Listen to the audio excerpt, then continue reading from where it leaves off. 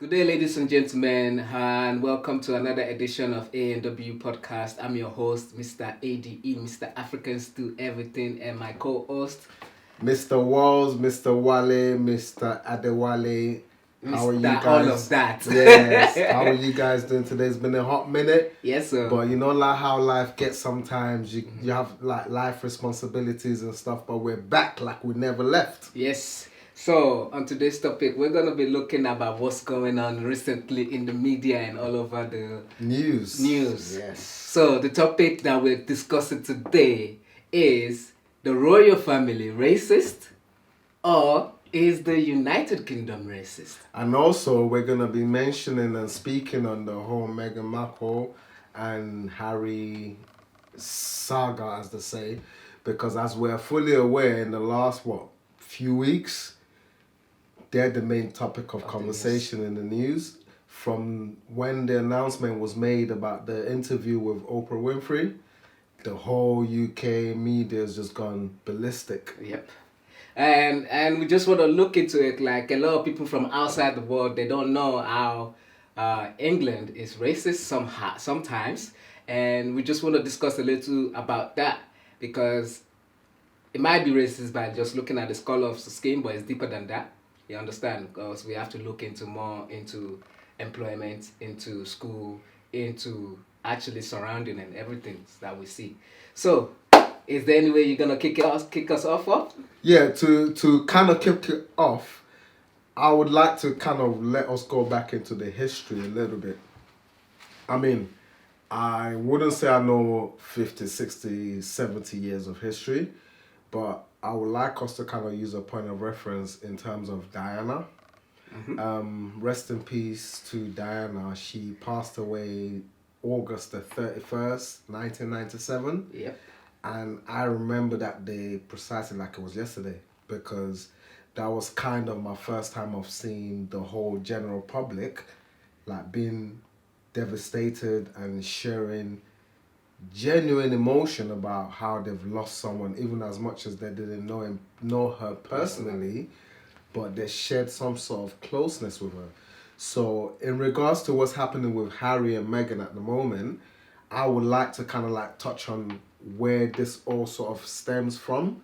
So kind of to go into that, some people might be fully aware, some might not be aware.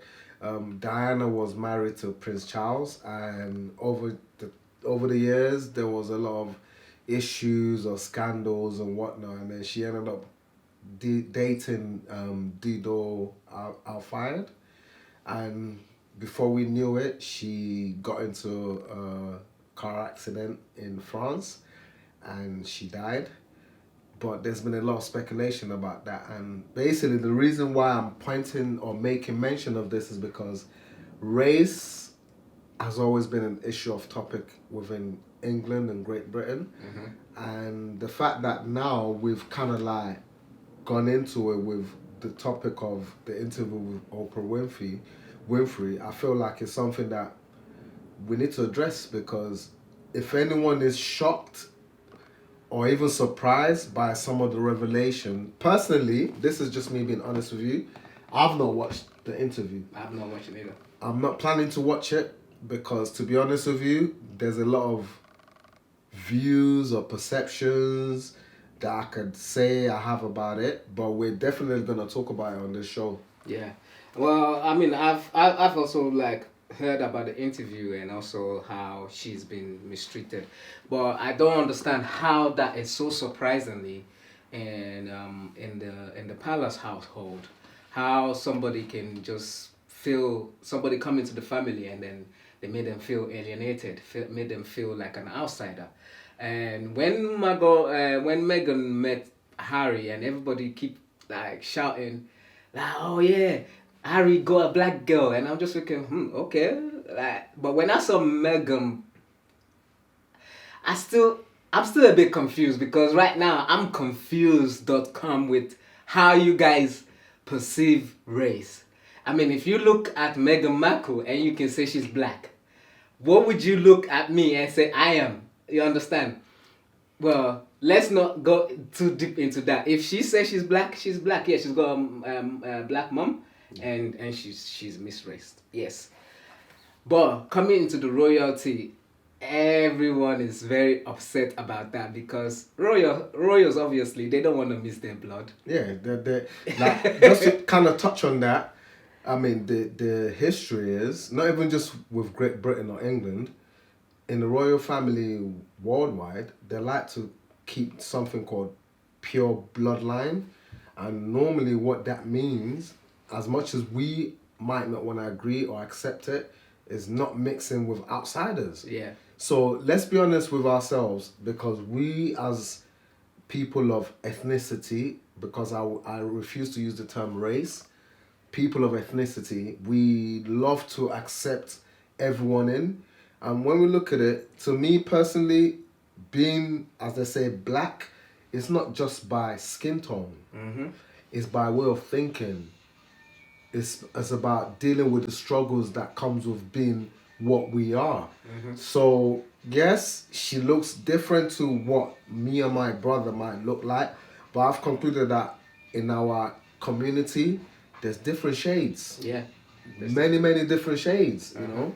So like, but and also from the history that I heard of research from someone that the queen actually is got a little bit of mixed blood in her. Yeah, the queen's family or the royal family, if we're trying to be honest, yeah, they stem from Germany. Yeah, that's what I heard, and I didn't want to say that because I don't want to. So if they stem from Germany, and during the Second World War, there was apparently, correct me if I'm wrong, but from my research, at one stage, the royal family had to change their surname because their surname was linked to Germany. And during the Second World War, with Adolf Hitler and all of that, there was a lot of speculation with people saying, how can the Queen be fighting against Germany, or England Great Britain be fighting against Germany, if they're more or less cousins? So how can we not be able to know that there's a history of mixture of culture, background, blood, whatever you call it? So, and also just to kind of like change the narrative a little bit, when we think about Prince Harry, yeah, and what we are fully aware of from him growing up, he's always been, as they call it, the black sheep of the family. And we accepted him. Yeah, so to me personally, I'm not really surprised that he went with someone out of his race. Yes, and also we need to, I'm going to speak on this, and don't quote me on it, but when we look at Prince William and Prince Harry and Charles and Diana, you and I both know that there's speculation about the paternity of Prince Harry. But we're not going to go too much into that. So the reason why I'm making mention of that a little bit is to kind of give an indication of, if that's the case and is known to the public that that might be the case, just imagine the sort of pressure, the sort of discrimination, the sort of like damage control that they've had to put him through all his life to make him feel like he's definitely different. Yeah. So him going to marry who he ended up falling in love with could be a psychological effect, long-term effect. But one thing that we also need to speak about today on this topic is that, yes, it's all fun and game that he's trying to expose his family for the wrongdoings and the racism or the classism, because that's what I call it, yeah? Royalty against peasants. That's what it is. We've seen this in a lot of movies. So there's no difference between that and what's happening now. So personally, and let's take away the race, the royalty away from it, how would you feel if you're going through issue with your family and then your wife is giving you the push to kind of expose your family secrets to the world? How does that sound? Thinking from a common person. Yes, you might feel some type of way, but some secrets are a secret for a reason. Don't get me wrong, I'm not condoning what the royal family has done. But at the same time, let's just put it this way. Let's say in 4, 5, 6, 7, 8 years' time, Meghan and Harry ended up breaking up. What would then happen to Harry from the fact that he's disconnected himself from the royal family, from his immediate family? What would then happen to him? You know? Yeah, that's deep. But me right now, I think the reason why Harry is actually expressing himself is the trauma that he's been through in the hands of the media of the United Kingdom. Yes. You understand, from very young, like when he used to get involved in partying and doing all this stuff. Mm-hmm. But we in the community, let me not use race. We like that about Harry because we like him because he's rebellious. It's like normal person. Yeah, it's like normal, because if I look at William, I'll be like, this guy's too boring for my liking. Mm-hmm. But Harry's just got that presence about him that he can fit it into any culture. If he step into any culture, he'll be like, yeah, people will welcome, like, yo, he look like a jovely. But I think what he's doing right now with the exposure of racism in the family is meant to happen. The reason why is because I don't know what Diana went through when she was alive. You understand that then she ended up dying, and maybe he's fearful that might happen to his partner. You and understand? the child. Yeah, and the child. Yeah. And he just feel left out. If the queen cuts you out, of who else are you gonna turn to? You understand? So I feel his frustration and I feel his pain that is letting that like that. But a lot of people always think that UK is not racist as America because you guys don't get to see it in the media. It happens on a daily basis. Yeah. On a daily basis. If you go, like, come to my neighborhood, I'll show you racism. Like, I don't have to point that white person. It can start from jobs. If you look at jobs, bro, I've been walking around and seeing people building. If you want to see my people, they are at the bottom cleaning the bin. But if you want to see the big people, they are at the top. And those people that he's saying, their job title will be project director. Yes. Project managers, project administrators. But when you think about the people on the ground floor, like I'm talking about the people that's doing like the construction workers, the laborers, like this has nothing, personally to me, has nothing to do with race. It's classism. As you say, classism. You know? But when I see my people, they are at the bottom. Of course. You understand? Yeah. They are always at the bottom of it. And I'm just thinking, why can't you put him on there? Well, I'm thinking maybe you don't want to let us know the secrets, so we might use it to build that thing. And also, that include in schools as well. You understand? Colleges, stuff. And it happens. There is race thing. And me, I've kind of looked past that right now, because when I go out and I see people and I've never experienced any races. Just to make you aware, I have. Yes. And in terms of experiencing it, not blatantly to your face, but just to make you aware, currently I'm going through we're not gonna go into that. But something happened recently that the police are involved, and I'm currently like dealing with that, and it's ongoing, because in 2021 we would not stand for any sort of hate speech or any sort of ignorance from people on public transport. And this experience that I had was on a public transport. And I feel like this is something that happens with people. And also on the topic of, is Great Britain racist? Personally, I would say yes. I would not give an excuse for it. The ignorance is unbelievable. It's blatantly. You know, and when I say racism, England is so bad, just to kind of like make you understand. Currently, we're going through Brexit. And when you think about Brexit, that means exiting from Europe. And when you think about Europe are mostly white people. So for Great Britain to be racist against their own type or someone that look exactly like them, that's to show you that the problem is deep rooted. Yeah. And the funniest thing is, when I initially heard about this interview, yeah, I wasn't too surprised that the whole media and the whole perception is tarnish the image of those two Yeah. to discredit whatever they say in that interview. That's one of the reasons why I didn't bother watching, because there's nothing that he or she's gonna say in there that I've not personally experienced It's power, bro. or I'm not aware of. Yeah, it's power. Yeah. It's power. So this kind of boils down back to the whole point of us as a community creating our own.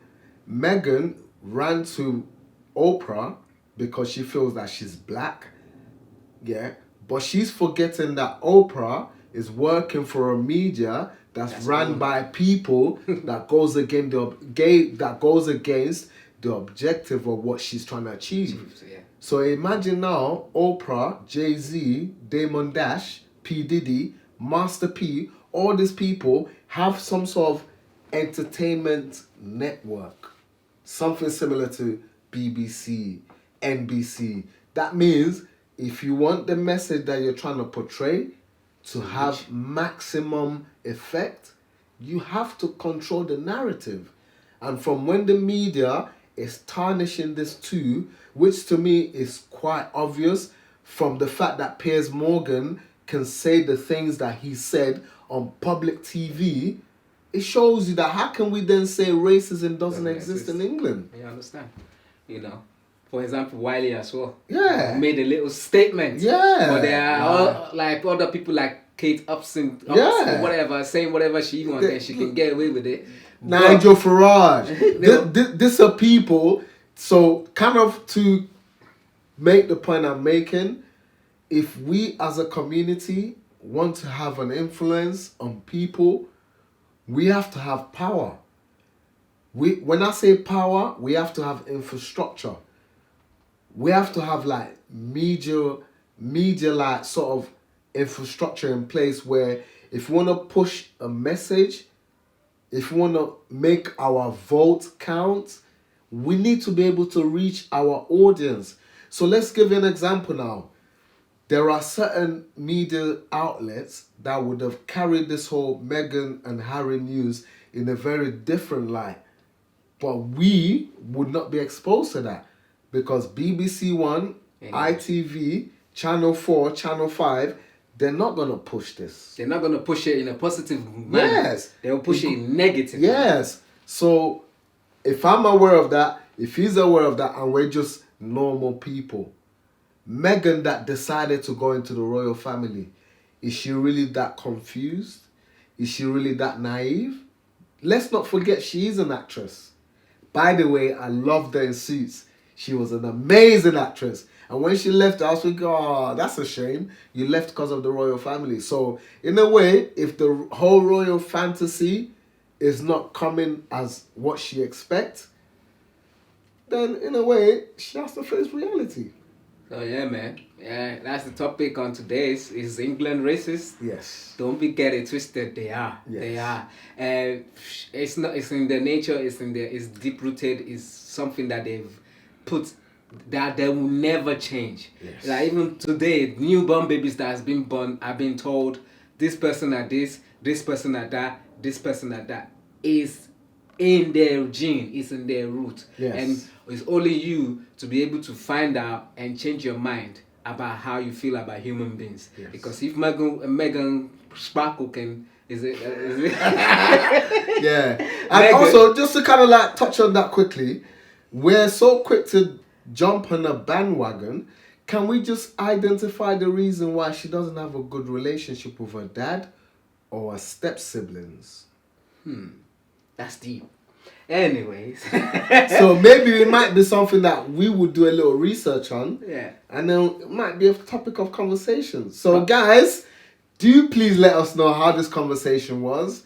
Hope you like this topic and just put your opinions in the comment section. Yes. Let us know how you feel, you know? And Ari, we support you, man. From the black community, don't ever get it twisted. We got your back. Yes, if bro. you need anything, holla. You're always invited to the barbecue cookout. Anyway, on that subject, guys. A&W podcast. Have a Take good care.